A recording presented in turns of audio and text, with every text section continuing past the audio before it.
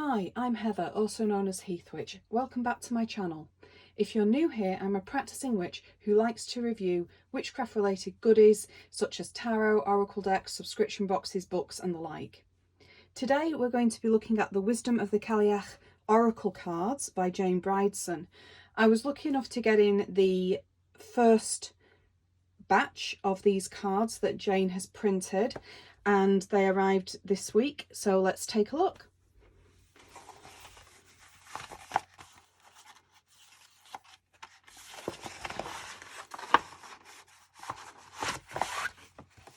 Okay. Ooh.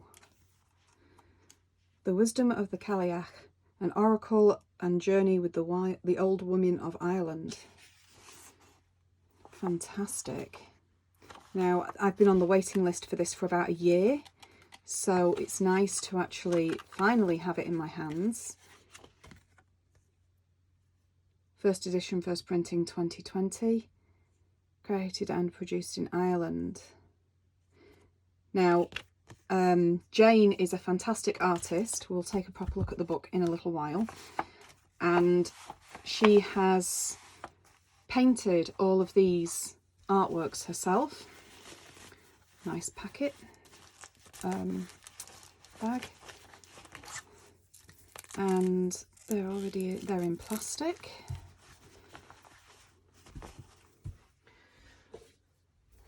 Kids, don't try this at home. I don't have a pair of scissors to hand, so working knife it is.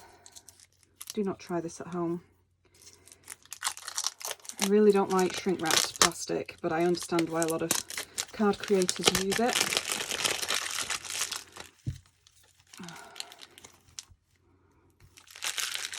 Right. And let's start with the back of the cards. Nice green colour. And this lovely design of what looks to be a snowflake, a triskel, a hagstone, an antler, an arrowhead and a scythe. Now, whether these have any particular meanings other than potentially the seasons plus extras, I don't know. Could be the elements plus extras. Not entirely sure. Maybe the guidebook will tell us, or maybe these are just symbols that are sacred to Jane's work. I don't know. So let's take a look at these cards. So the first card is Long Road. Loving these earthy tones, these greens fading into brown, working through the seasons here. Spring, summer, autumn, winter. Long road, the long road of life, perhaps. And this is the Wisdom of the Cailleach cards, so I'm wondering if this is the Cailleach herself. Apologies if my pronunciation is atrocious with that, but that is always how I've pronounced her name. She is one of the goddesses of Ireland, as I understand it. And she is a goddess primarily of winter. I know her as a hag goddess. I don't know if that is correct, but that is what I know. So I was drawn to buying this deck purely based on Jane's artwork. So, and the fact that Ireland, with me being British, Ireland is quite close to us, so it's you know, we share some history in our Celtic backgrounds going back the centuries. So yeah, long road through life, long road through the year, especially 2020 as it is at the moment. Crossroads, and we've got this beautiful old tree. It's very wintry scene. All the branches are barren. But then we've got some hagstones, and the only bit of colour is the red thread connecting these hagstones. 1, 2, 3, 4, 5 hagstones. And this sacred landscape behind. Absolutely beautiful card. Thinking about the red thread of life, the red thread that connects us. Hoping you can see this without the glare. And then next up is Blackthorne, one of the sacred herbs, sacred woods. And again, hagstones, or a hagstone. These are sloe berries, obviously. That's a hagstone, again with the red thread. This beautiful hillside behind. Blackthorne, of course, being one of the woods you would use in more baneful magic, I suppose. It's known as strafe in the Ogham alphabet. Particularly powerful wood for protection and banishing and things like that. Beautiful card. Next up, fire pit. Oh, the colours in this. This is beautiful. Really get the sense of the energy and the spark and the passion of these flames. I'm trying to do this without the glare for you. Really get a sense of the bonfire at night. And this could be a fire pit for joy, for celebration. It could be a fire pit in remembrance.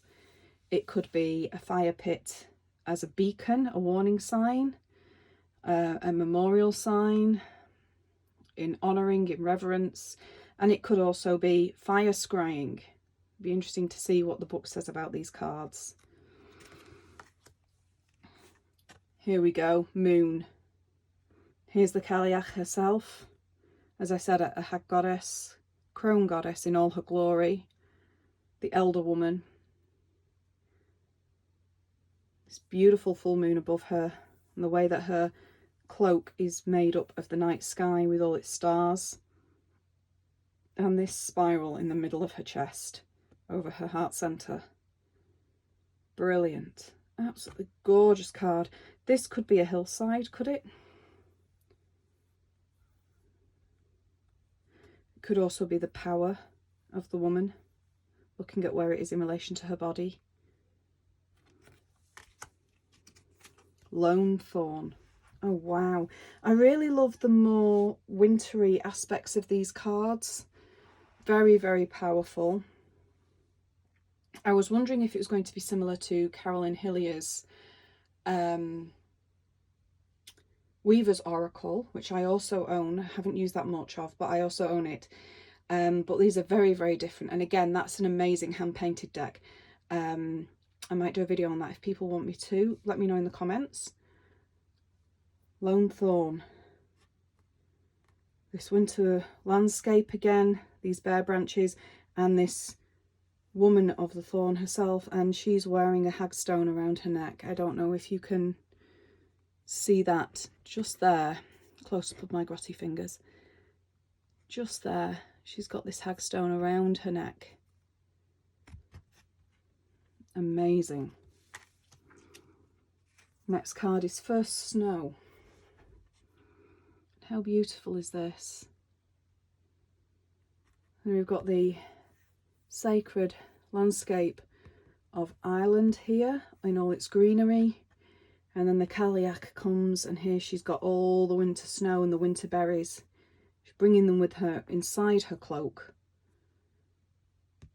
The moon in its crone phase, if you subscribe to the Maiden Mother Crone symbology of the moon. This winter is here, winter is coming card. Absolutely beautiful. Next, Struggle. Ooh. So we have the Cailleach again in her robes, striding through a snowfield, probably climbing a hill from the look of her stance, mid-gate. She's got her staff there to lean on. You can see the insides of her cloak. And this lovely green area with the patterns on, reminding us that spring isn't too far behind winter. And the blue potentially reminding us that even in the darkness there's some beauty. Gorgeous cards. balance. So once again, here she is, and we have that same cloak with the same symbols as we've just had in Struggle. You see them here, they're replicated here. Trying to remember where my lens is. Trying to get a close-up of these. Some of the more labyrinthine foot forms. These could be own marks, flowers. And you can see she's balanced actually on the pinnacle of a mountainside or a cliff edge. I wonder if it's at the top of where she was struggling to climb in the earlier card. And look how trusting her gaze is, her stance is. Her arms are outspread, her eyes are closed, her face is lifted to the wind. We've got this spring-like hillside here, the winter hillside here. She's in perfect balance between the two extremes. That is a fantastically evocative card. Rest. And the Cailleach wrapped up asleep in her stone. I want to say it's a cairn, because it feels like it's going to be a dolmen with these standing stones and what looks like a flat stone above it. Again, the full moon coming down. Hints of green in her robe as she's wrapped up, all this blue as well. And the serenity and peace here is fantastic. What a fantastic card. I'm going to be saying that a lot, I think. So this one is Possibilities. And here she is staring up at the sky. We've got the Milky Way, I think, here. A few shooting stars. And all these stars in the sky. This night blackened hillside. It's like infinite possibilities await. What are you waiting for? Beloved. Oh, what a lovely card. Oh. I just love how she's holding this person so close to her. Really wrapping this person up in her cloak, pressing them to her heart. Really speaks of, you know, a beloved person. This could be the card reader. So it could be you or I. That's a nice thought, isn't it? It could also be the querent, someone you're reading for, or it could be someone special to the Cailleach, all of which may apply above. But again, I love the palette that Jane has chosen for this deck, all these blues and greens and winter tones, absolutely superb. First shoots. So we've been through the winter, we've struggled, and now here's the first shoots of spring. And we see the winter landscape and this singular shoot rising up and breaking free from the earth, and the Cailleach's hands underneath gently supporting, because it's all too easy to think that, you know, winter is such a harsh season, it's so horrible, it's so cold and dark and damp. That's what a lot of people believe, not me personally. And it is very easy to forget that this is important incubation time for seeds that have been planted before the winter, so that in the spring new life may grow. And again, this card is like a step on from the possibilities card. It's like you've seized your possibilities, you've realised your vision, you've planted your first seeds, and this is the evidence of your work, your first shoots growing up, bursting forth. Fantastic. Here we go.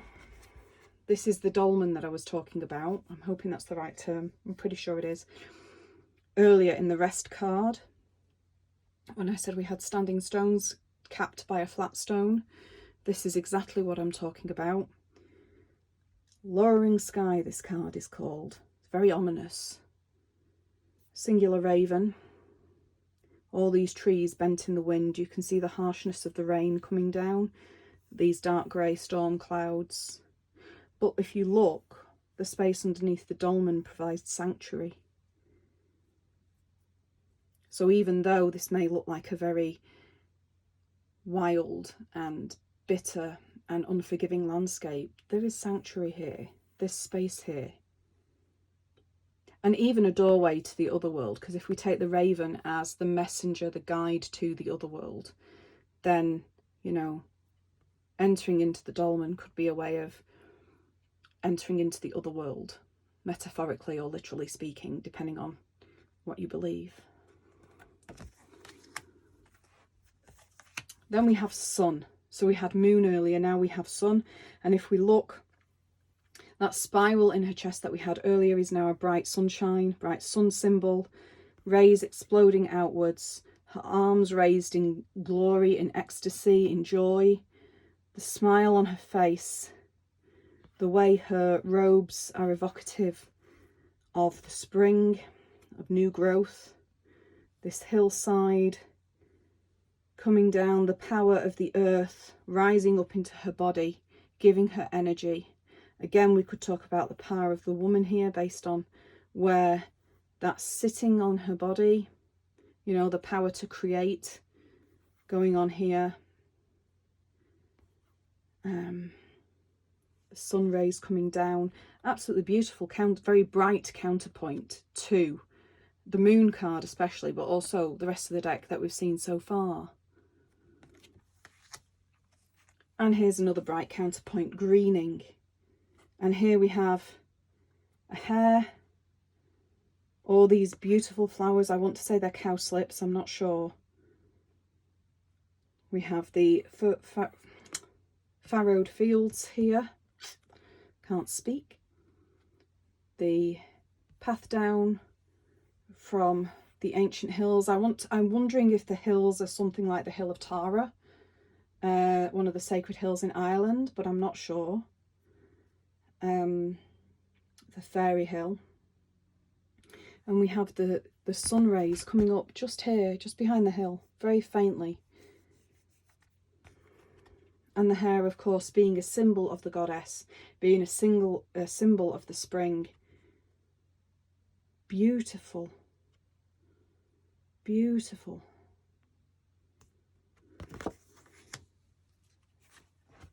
Next up is well, and again with the hagstones.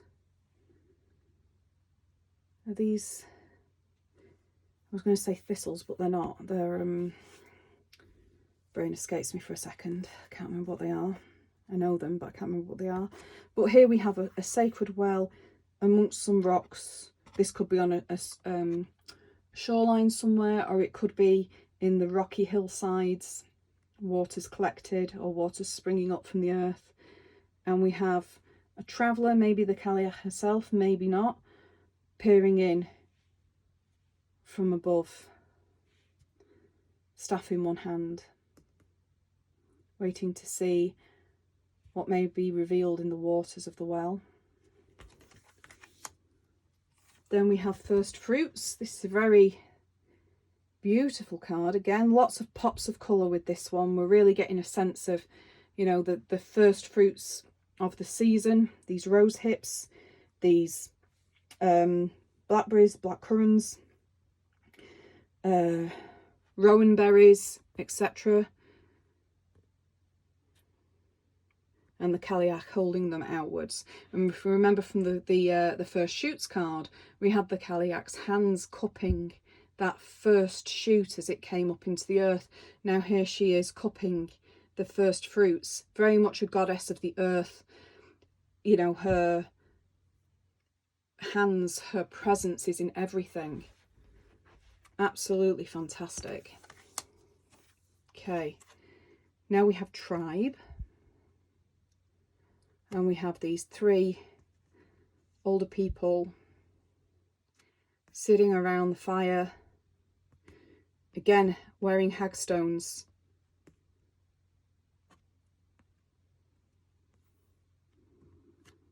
this ember, this glowing ember reflected on these three wise people gathering. And look at the joy on their faces. The joy and the certainty of knowing exactly who your people are.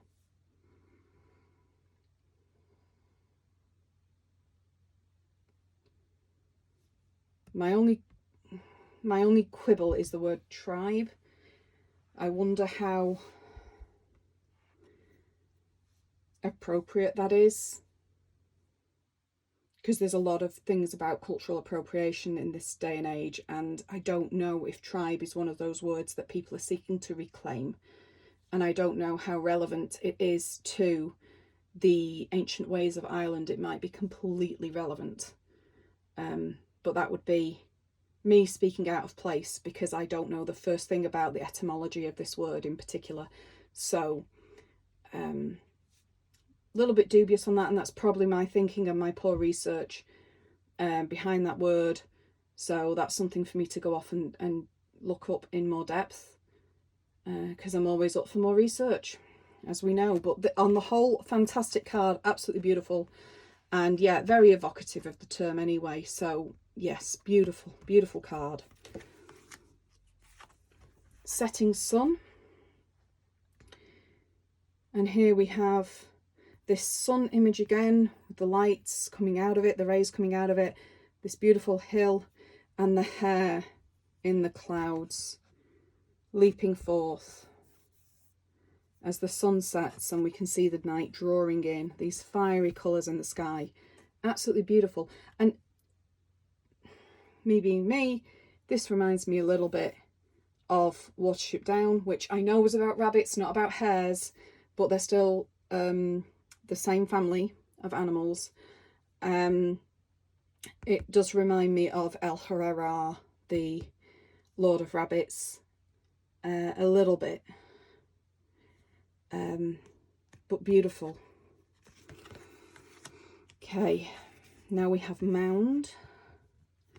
So this is a burial mound of some form. We have these fantastic standing stones with the swirls and circles carved in. I'll do it without the glare. There we go, the swirls and the circles there. And again, this hill, I'm still wondering if it's the Hill of Tara. Beautiful. And then further in the back we see some kind of altar and possibly a person. It's either the darkness beckoning further into the mound, or it's a person, possibly the Cailleach herself, standing in wait for you. The more I look at it, the more I think it's the Cailleach herself, waiting for you to enter one of her sacred places. Why do you enter? What are you looking for? Oh my, right. Ancestors. Oh gosh, how beautiful is this? Oh my gods. Okay, so we have 4 hands of your ancestors here, and they're each holding an element. So we've got water, fire, earth, air possibly for the snow, and then earth here. I'm assuming that's snow, might not be. And again, we've got all these fantastic swirls. We've got the sun symbols here. We've got the squiggles here for water. The floral symbols down here for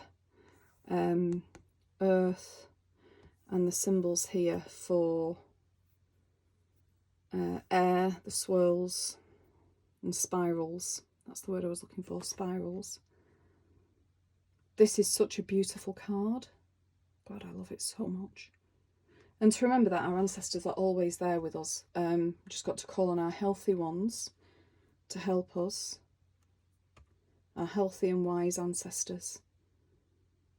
Beautiful. Next up is change. And again, we have this hare who is almost one with the rock. The standing stone, the monolith behind. starry night sky, hillside again. And we've got this air, this wind coming in, spiraling and swirling, and then coming back out again, the winds of change. And the hair reminding us of the goddess's place in all things. Almost reminds me, if anyone's familiar with Robin Hobb's Realm of the Elderlings books, almost reminds me of a skill pillar in those books, if anyone's familiar. But beautiful card. Home. Oh, look. Again, the hair. And this beautiful cottage. All the lights on. The full moon in the sky. This lovely ribboning of clouds. Very, very welcoming, isn't it? Like you could just wander up to the door. You know that when you open the door, someone's going to greet you, possibly with a mug of hot tea or some soup or a stew and some bread. Maybe the Cailleach herself. Absolutely gorgeous cards. I love the colour palette chosen. I love the themes that are recurring. Shapes the land. And here she is using her winter to shape the land, to shape the landscape. You can see the landscape firmly in her lap here. She's weaving her magic. She is the goddess of the land. Absolutely glorious. And that gaze, that wise gaze, she knows exactly what she's doing. Very calm and sure, that ageless wisdom in her eyes, beautiful. And the effects here are fantastic. Almost swirling of cosmos here in her arms, her sleeves. And we have Old Woman. She's doing one of my favourite pastimes, which is knitting. We have the triscale brooch. And as she's knitting, you can see the landscape that she's weaving, that she's knitting there. Why did I say weaving? Because that's what we common thought, I suppose. But she's knitting the landscape here. She's knitting the old stories and tales together. Look, we've got dolmen, standing stones, and burial mounds, and hills, and the full moon and the sea. She's really like knitting the world together almost. The tales of the people, the tales of the land. Absolutely beautiful. Sovereignty. Again, hagstone around her neck, lots of spirals, and holding this staff with this shoot that's coming up, reminding us that Goddess of the Land is sovereign of the land. She is the land through its changing seasons, through its life, death, rebirth cycle that we've seen already in the cards, that we already know about if we're connected to Earth Goddess energy. And here, that first shoot that we saw in that earlier card is coming up, snaking its way up her staff. Beautiful. Oh, dear mother. Okay. Now, I love the richness of these colours in her cloak. And here she actually doesn't have a hagstone around her neck. She actually has an antler piece, a fawn in her hands, and this deer herd running through. So we've got the wisdom of the deer, the medicine, as it's called, again, potentially a controversial term, the wisdom of the deer spirit coming through. In all its gentleness and alertness and awareness of the land. Absolutely beautiful. Look at the artwork here. Look at how beautiful this little deer is. This little fawn. Isn't she gorgeous? She, he. Absolutely gorgeous. And I believe these are all in coloured pencil. So as a budding coloured pencil artist, I'm very much in awe of the pencil skills here. Then we have Wise Woman in her regal blue. And here we've got an arrowhead. So we've already seen a triscale, an arrowhead, an antler, a hagstone which were symbols like on the back of the cards. And here we have the wise woman stepping forth.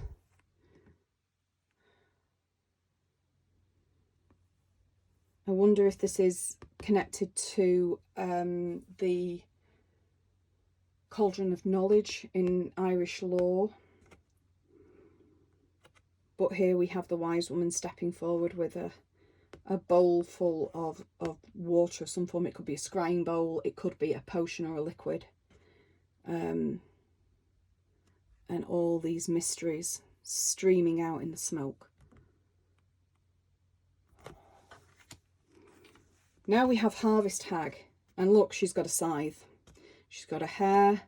I love how the hair, her braid, different type of hair, her braid ends in the ears of corn, and the rowan berries around her neck, very much autumnal.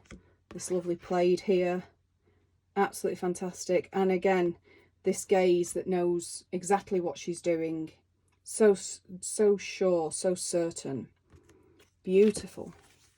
And finally we have the veiled one. Can't really see her, but we're pretty sure it's the Cailleach herself. And look, she's got the cards, the actual Wisdom of the Cailleach cards in her hands. And her hands have all got this beautiful blue woad tattooing here in all the symbols that we've been seeing throughout the whole deck. It's a keeper of the mysteries, very much. We can see just about make out the same sort of tattooing appearing on her face, but more faded. I love this veiled effect.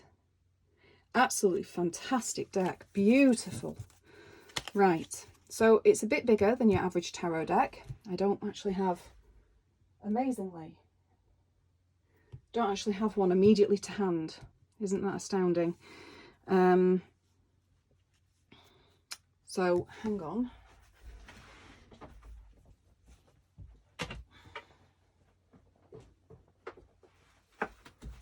Right, so quick rummage. This is your average size tarot deck. This is the Shadowscapes Tarot by Stephanie Law. First one I could get my hands on. And as you can see, they're quite a bit bigger than your standard card. For anyone who's wondering, move those out of the way. Okay, so shuffling in that orientation probably quite difficult, so I would probably shuffle in this orientation.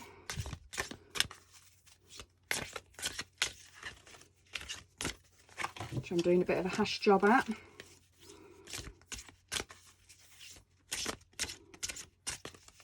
But I suspect if the cards were any smaller, you would really lose out on some of the art. I mean, that's one of my main quibbles. That is my main quibble with the Shadowscapes Tarot, is that it is so small.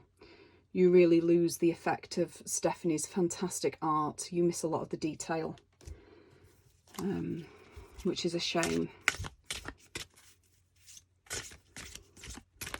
So, giving them a bit of a shuffle now. Pop them there. We'll get the book back out. And the book says we have contents and introduction in the beginning, and then the journey and the circle of old women. So we actually have, looking at it, the journey cards and then the actual old women who are in the cards. So we have some information here about who the Cailleach is, and then how the cards came about with Jane's own story, and then the cards themselves, two per page. Nice quick keywords here, and then bullet points. Fantastic for you to spring off from, and all in full colour.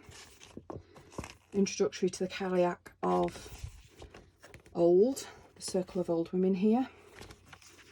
And here we don't have keywords or interpretations. We actually have the Cailleach speaking herself.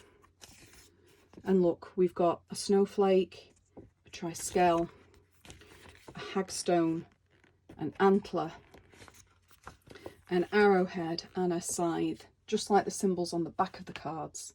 That makes so much more sense now. So the circle on the back of the cards is actually the circle of old women who are guiding your way. Try and do this without the glare, sorry.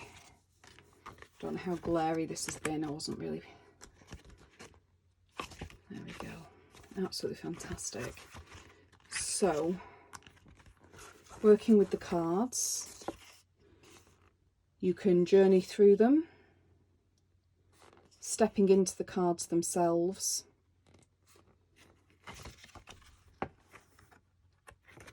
You can use the circle of old women themselves for guidance, for advice.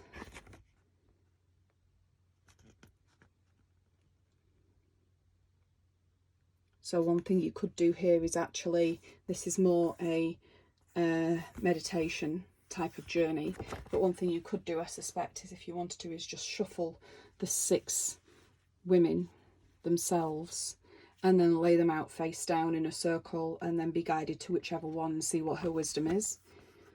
And then oracle cards, the age-old fantastic 3-card reading, which is, people write it off as simple, but it has so many different variations. You can get everything you need from a 3-card reading, really. And then the return. I mean, Jane does talk about different extra readings and things here. I mean, if you're familiar with oracle cards, you will probably have a way of actually reading them yourself or your own preferred method. And then we have the return to the mortal world. So it is a descent and a return. A descent into the truth of the Cailleach, into winter, into the long road home, and then returning. Fantastic, absolutely brilliant. There's Jane's contact information. I will put them in the comments. I do believe that she's currently doing the 2nd printing of these cards. I don't know if there's a wait list for the 2nd printing or if she's got a wait list for the 3rd printing, if there is one. I am not entirely sure on that. What I do want to do, I know I've shuffled them, but I'll just give them another quick shuffle, is just draw a quick 3-card spread here. Let's go with past, present, future. I know it's stereotypical and boring, but it works. So I don't believe these cards are read reversed. So, oh, lovely. Right. Okay. So, past, balance, struggle, ancestors. Now, before I actually look in the book, I'm going to give you my quick interpretation of these cards intuitively, which would be, and this, you know, if it's, reflects anything to you guys, then yeah. Past, everything was balanced. It all made sense.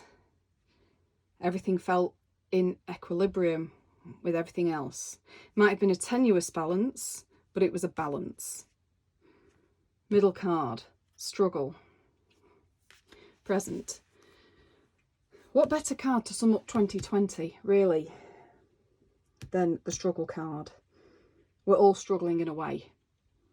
Whether it be just facing the day-to-day, balancing, balancing again, homeschooling, homeworking, all of that. Whether it's more health-related issues, more political issues, maybe a combination of all the above, struggling with bereavement and grief and all the big emotions that are occurring right now in the world. Very appropriate card. Future, ancestors. Now, I wouldn't necessarily say this is a way of, inciting current, forthcoming death or anything. I would more likely say that the ancestors are guiding our footsteps. They know the future. They know which direction we're going in. And if we ask our healthy ancestors to guide us, then the future may be kinder and gentler than the current struggle. That's my interpretation. Let's see what the card says. It's a very quick interpretation. If I spent more time with the cards, then I would probably dig a bit more deeper into that. But balance, success, confidence, achievement, a time of balance and joy, assertive, securing self, confidence, bright future. Then we have struggle, hard work, perseverance, commitment. An uphill struggle lies ahead. The outcome is unclear. A commitment means there's no going back. There's no going back right now at the moment, the world that we're living in. The only way is forward, isn't it? And then ancestors. Origins, forgiveness, the past. Your roots, your ancestors, your heritage. Lessons learned, time to move on. Understanding and forgiving your former self. Time to leave the past, old patterns and beliefs behind. So really, you know, the ancestors telling us, this is hard at the moment. It will get better. Forgive yourself for whatever goes on here. Move forward. And I love, we've got the balancing of all the symbols here. The echo of them here. What a fantastic deck. Fantastic. Beautiful artwork. I can feel the energy coming off them. They're wonderful. Really are. If you want a copy of the deck, you need to contact Jane herself. I will again put the details in the comments box, in the description box. As I say, I don't know where she's up to with her printings. This I was very lucky to get in on the first printing. It did actually take, the first printing took a year roughly from when I paid my deposit to when I paid my balance. And they did arrive quite quickly despite mail services between England and the rest of the world being a little bit shaky at the moment. Beautiful deck, absolutely gorgeous. Very, very pleased with these. I want to spend more time with these. And, you know, I mentioned the Weaver's Oracle by Carolyn Hillier earlier in the video, and I think it would be interesting to try combining the decks together and seeing what happens, seeing how they both read in a spread together, how they build on each other's journeys. That might be quite an interesting thing to do. So yeah, thank you very much for watching the video. If you found it interesting or inspirational, or you've got any comments other than me occasionally knocking the light, please feel free to drop them in the comments, subscribe, share, give me a thumbs up.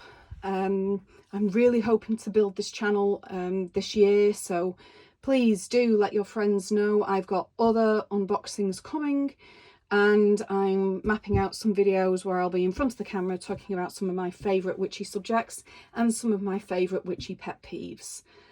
Feel free to ask me any questions, and I look forward to the next one. Thank you very much. Many blessings.